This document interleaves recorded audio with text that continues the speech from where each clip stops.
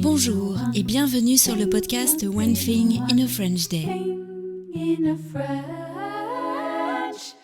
Aujourd'hui, lundi 2 décembre 2024, cet épisode, le numéro 2445, s'intitule « Au voleur ». J'espère que vous allez bien et que vous êtes de bonne humeur. Je m'appelle Laetitia, je suis française, j'habite près de Paris et je vous raconte au travers de ce podcast un petit bout de ma journée. Vous pouvez vous abonner pour recevoir le transcript, le texte du podcast qui est envoyé par email à chaque fois qu'un épisode est mis en ligne. L'abonnement commence à 3 € par mois sur onethinginafrenchday.com pour environ 12 textes par mois. Le calendrier de Noël a commencé hier. Cette année, je vous propose le thème de Paris et de la poésie. Vous pouvez le recevoir gratuitement en vous abonnant à la newsletter gratuite des nouvelles de French Day sur la page d'accueil de onethinginafrenchday.com. Au voleur. Nous étions à table samedi midi, tous les 5, et nous parlions de choses et d'autres. J'avais préparé des frites de patates douces et de la polenta bien crémeuse. Pietro était allé acheter des épinards au saisonnier et avait fait cuire un beau morceau d'entrecôte. Nous avions donc chacun une belle assiette colorée. Félicia était outrée que j'ai oublié de lui mettre ses épinards gluantes, vertes, dont le jus risquait de contaminer la douce et innocente polenta dans un petit bol à part. Michaela se réjouissait d'un repas riche en légumes et Lisa se croyait dans la cantine de minuit. Elle s'était servi les épinards dans un petit bol, les avait recouverts de graines de sésame noir et d'huile de sésame grillée et elle les a mangés avec ses baguettes. On se demandait toutes si Pietro allait résister à l'appel du grand air.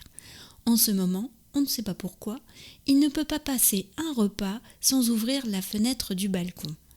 Il y va pour arroser une plante, jeter un bout de quelque chose dans le seau à compost. C'est peut-être un effet de sa course du Vendée Globe. Mais nous avons froid. Je lui ai fait part de mon idée, justement à propos du compost. Nous avons, à 2 minutes à pied de chez nous, une nouvelle poubelle extérieure. C'est une poubelle destinée à recevoir les déchets alimentaires. Donc pas uniquement les épluchures, mais tous les déchets alimentaires. Les épluchures, les restes de repas, les serviettes en papier, etc. Et on peut les jeter dans un sac en craft ou directement comme ça.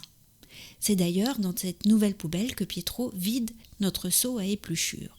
Il y a la même poubelle devant la gare de Bécon et dans d'autres endroits de la ville.